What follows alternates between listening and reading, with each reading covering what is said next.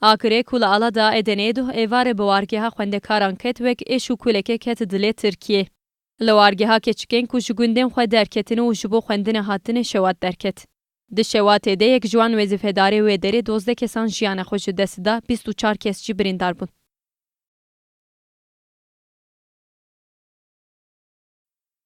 Di şewata wargeha xwendekaran a li Edeneyê de lêkolîn li ser kêmasiya Rêvebiran tê meşandin. Müdür û hin xebatkarên wargehê niha binçavkirîne.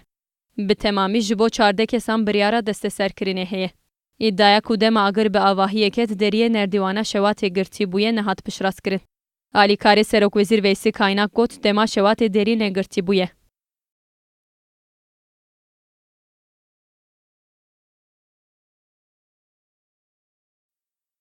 Şewata ku li Edeneyê bû sedema tostê canan di rojeva siyasetmedaran teşî bû. Alîkarê Serokê Giştî AK Partî Yasîn Aktay destnîşan kir ku îddiaya li wargehê nerdîwana şewatê tunebû derewand. Aktay got heke îhmal hebe wê bê derxistin holê. Lîderên muxalefetê jî derbarê mijdarê de daxuyanî dan. Daxwaz hat kirin kesên berpirs yên vê bûyerê bên eşkerî kirin.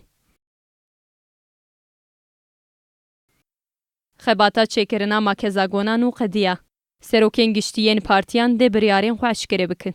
Serokwezîr Binalî Yıldırım sibê bi Serokê Giştiyê MHP Bahçelî rev dê biçive. Ger her du serkirde li hev werin dê metna makezagonê ji raya giştî re rave bikin. CHP jî bi gotina em ê li vagona serokatiyê siwar nebin bersiv da Serokwezîr Yıldırım.